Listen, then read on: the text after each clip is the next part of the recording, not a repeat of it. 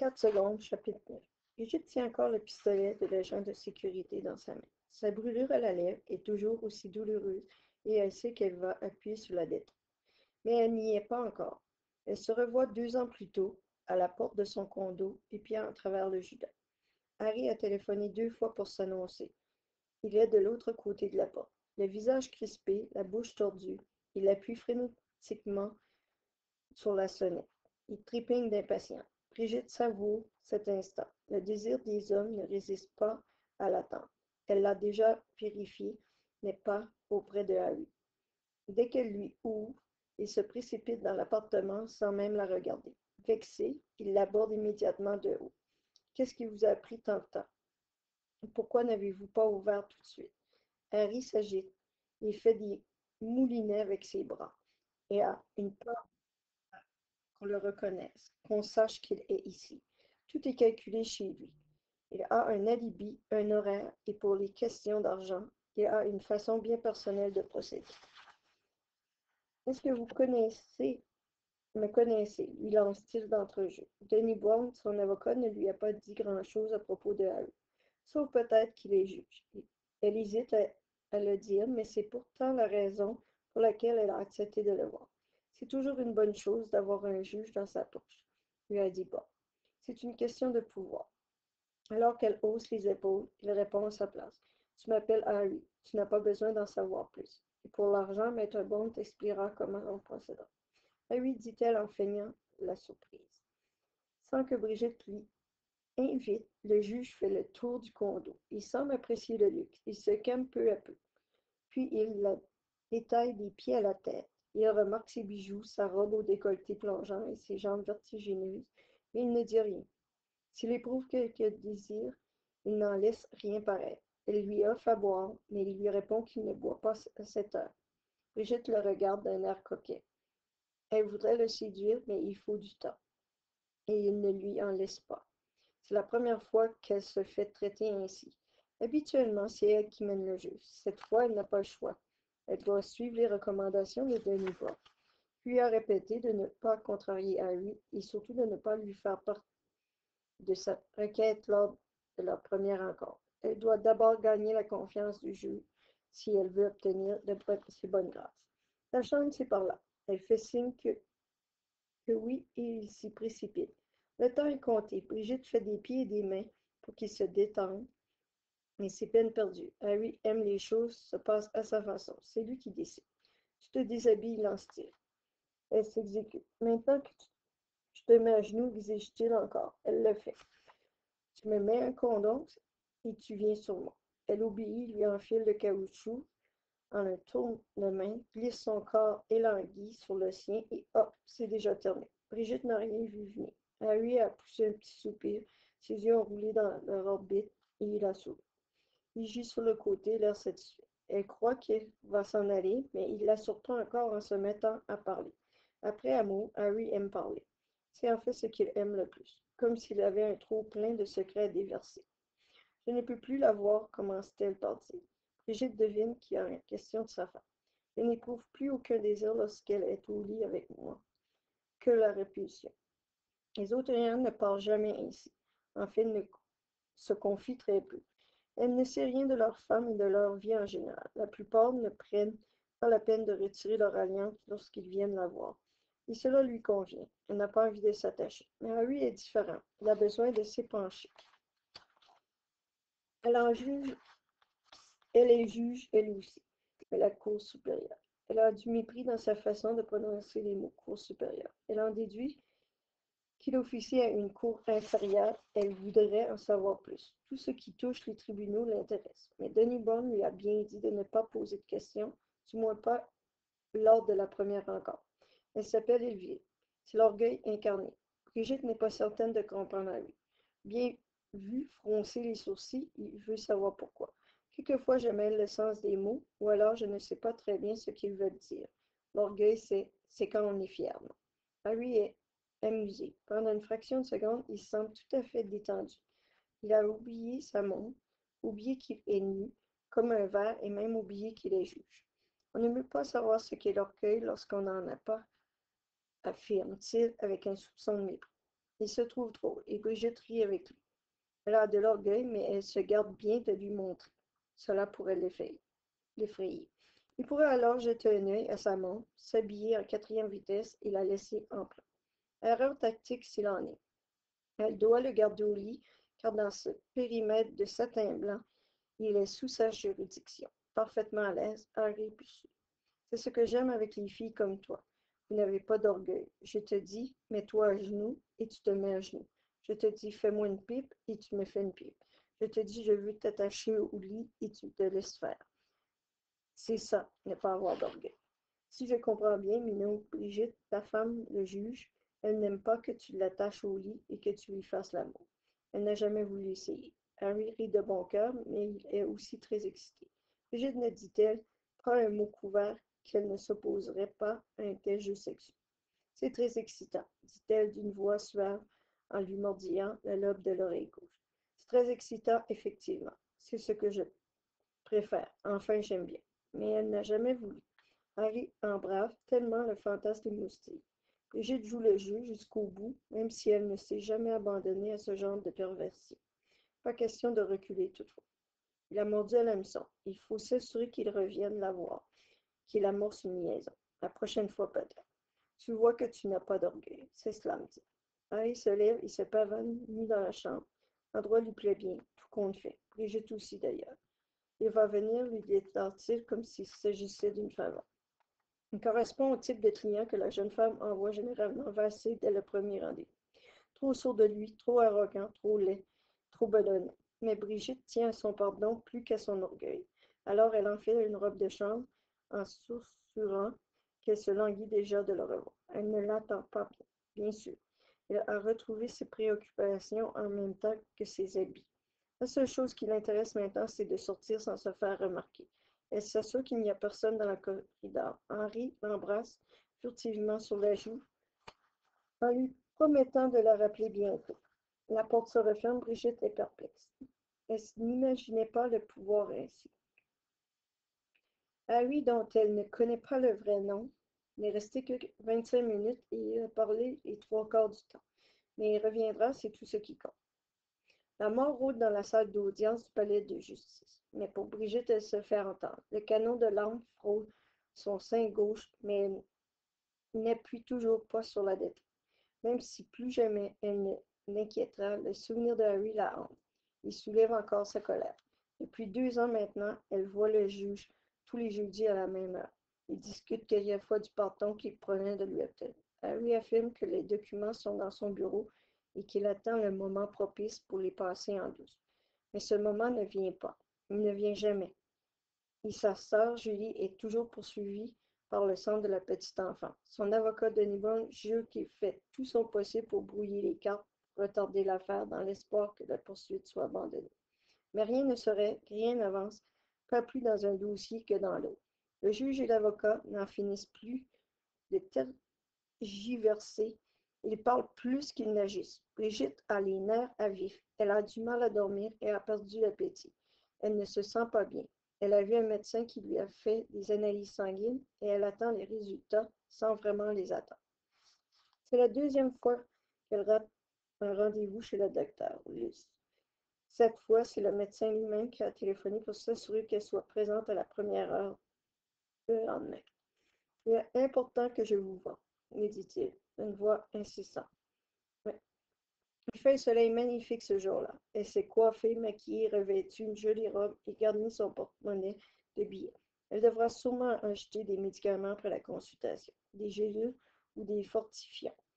Si elle n'avait pas ses rendez-vous hebdomadaires avec Harry, elle s'offrirait volontiers une semaine ou deux à la mer au soleil. Mais le juge est véritablement métronome. Il rapplique tous les jeudis à 14 heures précises. Il ne reste jamais plus d'une heure et chaque fois il en profite pour l'humilier. Dominé par sa femme, Harry a besoin à son tour d'écraser et Brigitte est une victime consentante. Dès leur première rencontre, elle a choisi de se prêter au jeu. Harry a une imagination perverse. Il se livre à tous les vices sans scrupule. Il attache Brigitte à la tête du lit avec des foulards de soie et des menottes, ou encore lui passe une laisse au cou et s'amuse à la dresser. Sous sa cravate, elle est une tigresse à quatre pattes, et lui un dompteur de fauves. Tout cela pour un pardon qui tarde à venir, un pardon qui est devenu une véritable tyrannie. Le docteur Luce la reçoit dans son cabinet. Il l'invite à s'asseoir devant lui.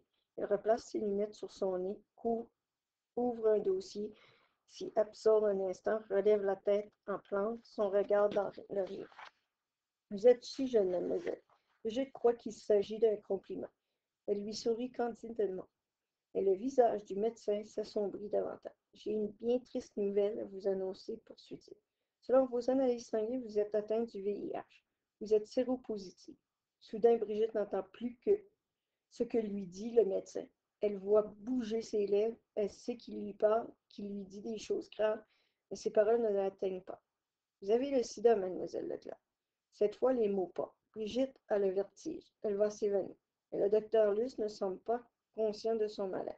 Sa voix est d'un calme dérangeant, son discours d'une ténacité agaçante.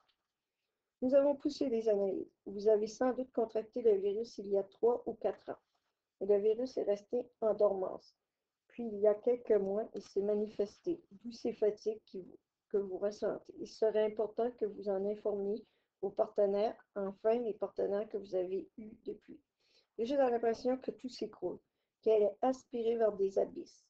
Elle s'est fait baiser sur toute la ligne. Elle n'a pas à chercher bien loin pour trouver celui qui lui a refilé le sida. Elle le connaît. C'est Gilbert Bois. Cette ordure avec qui a eu des relations non protégées. Les seules qu'elle ait eues peu après sa sortie de prison. Malgré ce diagnostic dévastateur, Brigitte ne parle de son état ni à son père, ni à Denis Bond, ni à Harry. La situation est accablante, mais elle n'est pas désespérée.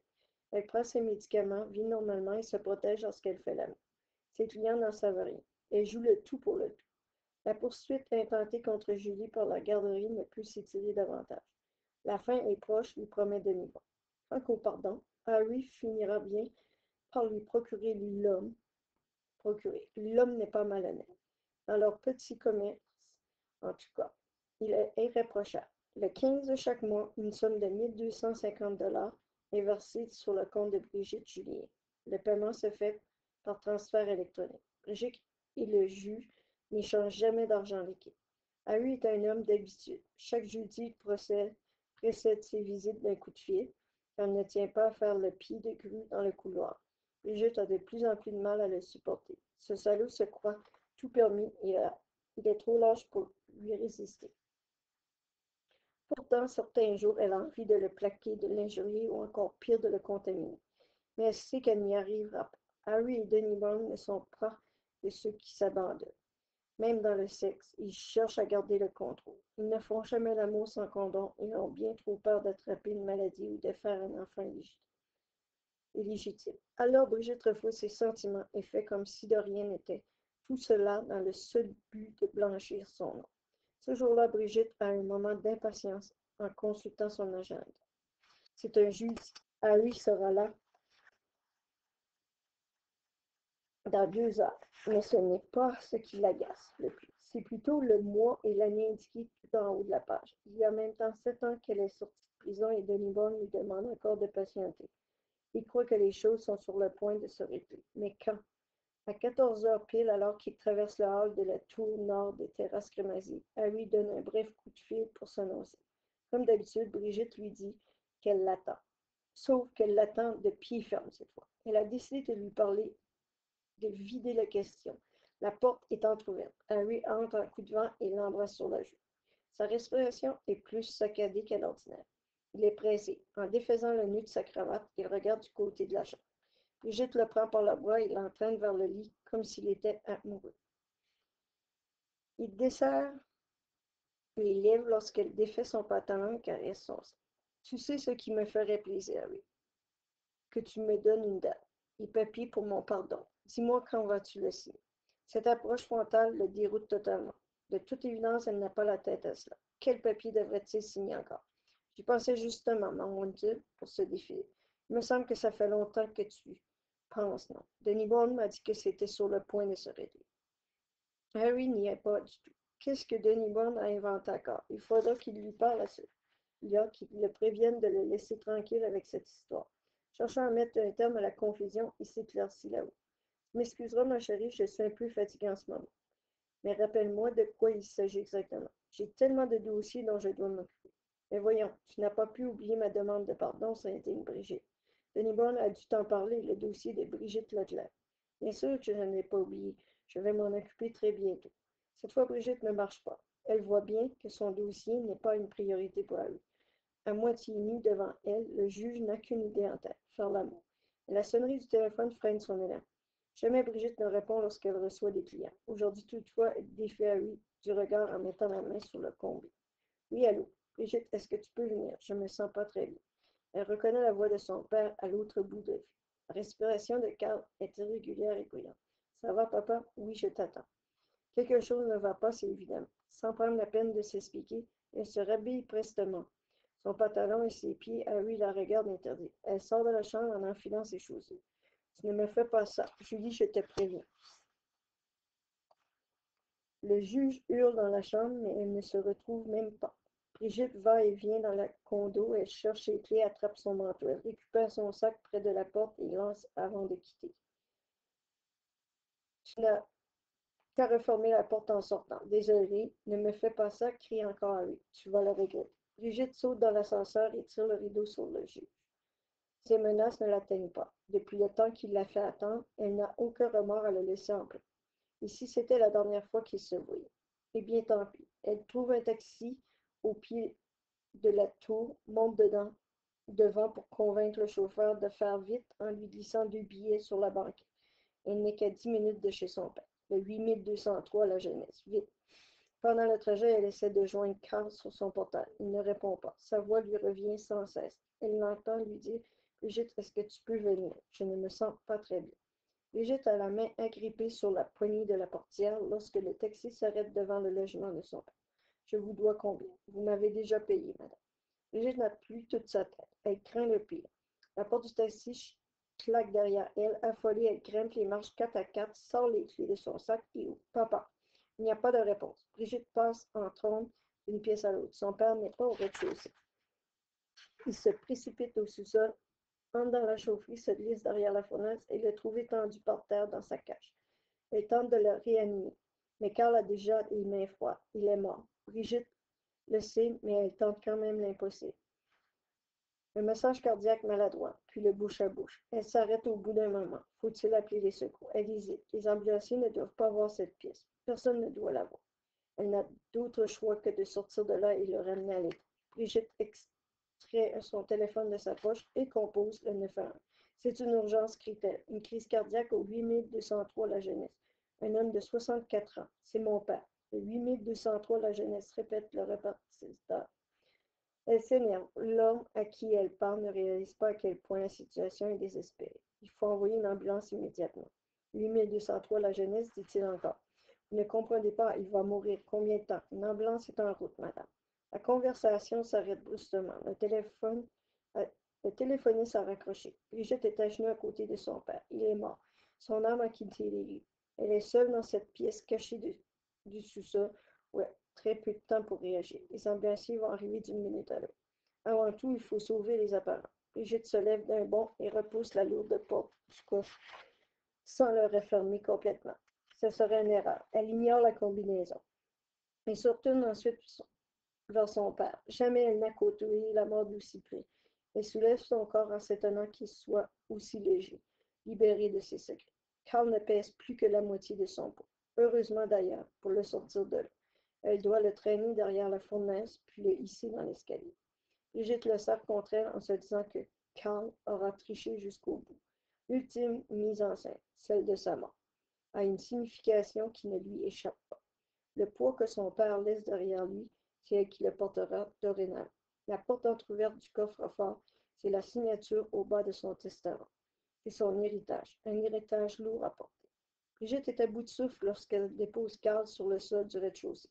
Sa première idée était de le mettre au lit dans sa chambre pour que les ambulanciers l'y trouvent. Mais elle est incapable. Les forces lui manquent pour aller plus loin. Sa maladie la fatigue.